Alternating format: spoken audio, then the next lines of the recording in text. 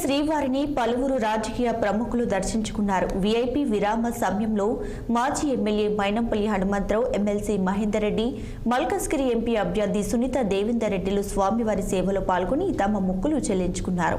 అనంతరం రంగనాయకుల మండపంలో వేద పండితులు వేద ఆశీర్వచనం అందించగా ఆలయ అధికారులు పట్టు వస్త్రంతో సత్కరించి శ్రీవారి తీర్థ ప్రసాదాలు అందజేశారు. ఇక ఆలయం వెలుపల మైనంపల్లి హనుమంతరావు 2 తెలుగు రాష్ట్రాలు అభివృద్ధి పదంలో ముందుకు వెళ్లాలని కోరుకున్నట్లు చెప్పారు. శ్రీవారి ఆశీస్సులతో మైనంపల్లి రోహిత్ మెదక్ ఎమ్మెల్యేగా గెలుపొందారన్నారు. సునీత మహేందర్ రెడ్డి మల్కజ్గిరి ఎంపీ అభ్యర్థిగా పోటీ చేస్తున్నారని వెల్లడించారు. తమ చెల్లెల్ని సైతం ప్రజలు ఆదరించి గెలిపించాలని శ్రీవారిని ప్రార్థించానంటూ మైనంపల్లి హనుమంతరావు తెలియజేశారు.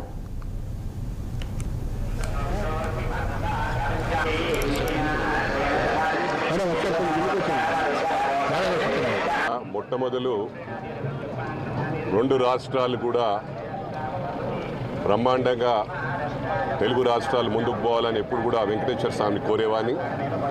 మరి అదేవిధంగా ముందుకు పోతూ ఉన్నాయి. ఆగస్టులో మా అబ్బాయిని మెదక్ ఎమ్మెల్యే చేయాలని చెప్పి వెంకటేశ్వర స్వామిని కోరడం జరిగింది.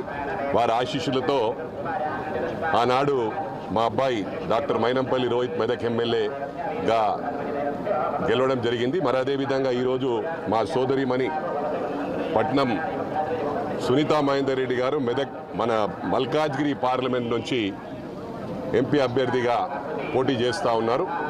ఏ విధంగానైతే వెంకటేశ్వర స్వామి ఆశీస్సులతో మా అబ్బాయి గెలిచాడో అదేవిధంగా వెంకటేశ్వర స్వామి ఆశీస్సులతో బ్రహ్మాండమైన మెజారిటీతో గెలవబోతా ఉన్నారని చెప్పి ఈ గుట్టపై నుంచి మల్కాజ్గిరి ప్రజానికానికి థ్యాంక్స్ చెప్తా ఉన్నాను అడ్వాన్స్గా. మొట్టమొదటి